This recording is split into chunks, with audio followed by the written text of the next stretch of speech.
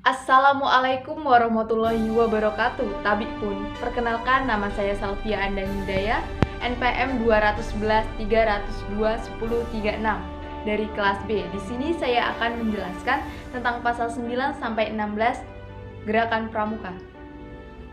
Pasal 9, kecakapan sebagaimana dimaksud dalam pasal 5 terdiri atas kecakapan umum dan kecakapan khusus. Pasal 10 ayat 1, kegiatan pendidikan kepramukaan dilaksanakan dengan menggunakan sistem Among.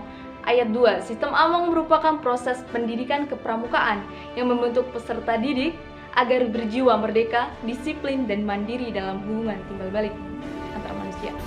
Ayat 3, sistem Among sebagaimana dimaksud ayat 1 dan 2 dilaksanakan dengan menerapkan prinsip kepemimpinan, di depan menjadi teladan, di tengah membangun kemauan, dan di belakang mendorong, memberikan motivasi kemandirian. Bagian kedua, jalur dan jenjang. Pasal 11, pendidikan kepramukaan dalam sistem pendidikan nasional termasuk dalam jalur pendidikan non-formal yang diperkaya dengan pendidikan nilai-nilai gerakan pramuka dalam pembentukan kepribadian yang berakhlak mulia, berjiwa patriotik, taat hukum, disiplin, menjunjung tinggi nilai luhur bangsa, dan memiliki percakapan hidup. Pasal 12, jenjang pendidikan kepramukaan terdiri atas jenjang pendidikan siaga, penggalang, penegak, dan pandega. 3. Peserta didik, tenaga pendidik, dan kurikulum. Pasal 13, yang pertama, setiap warga negara Indonesia yang berusia 7-25 tahun berhak ikut serta sebagai peserta didik dalam pendidikan kepramukaan.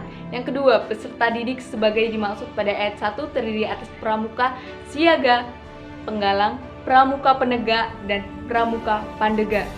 3. Peserta didik sebagaimana dimaksud pada ayat 1 dalam pendidikan kepramukaan disebut sebagai anggota muda.